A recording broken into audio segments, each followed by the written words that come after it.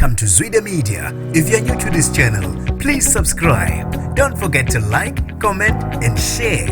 Here's a new video for today. Enjoy. Kufunwa owesilisa waseNdiya ohlala eThekwini osolwa ngokunukubeza izinja ngokocansi. Nginibingelele ngiphinde nginamukele kuphi kuphi lanibula khona le video. Mangoqala isijoyinele likhasi wamwelekele igama lami ngosibonga konke wakandwande Mothanda.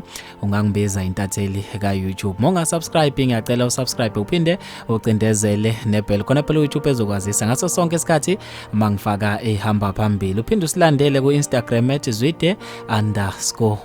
Ithimba elibhekelele ukuhlengwa kwezezilwane iCinderella Animal Rescue selicele usizo kwi-Reaction Unit South Africa ukuthi bethole umlisa osolakala ngokunukubeza izinja ngokocansi. Lo mlisa kubuye ukuthi uhlala eStanmore ePhoenix kwaZulu Natal. Kubuye ukuthi ubeke isikhangiso online kwenye yama website ukuthi noma ubani ofisa ukuthi inja yakhe ezoyinelisa ngokocansi angayiletha.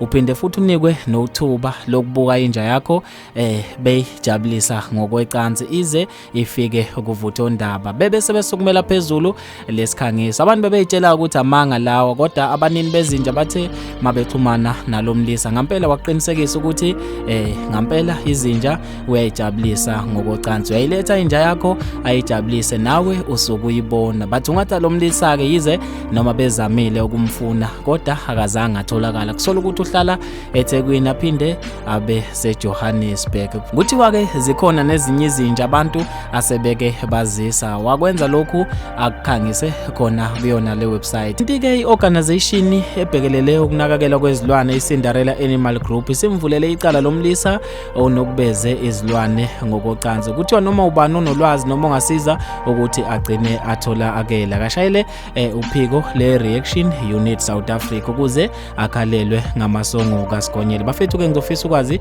ukuphala kwenu ngalolo daba khona lapha kwi-comment section. Mina njengentatheli ka YouTube sengiphuma kanje ngithi awungibambe evidweni elandelayo.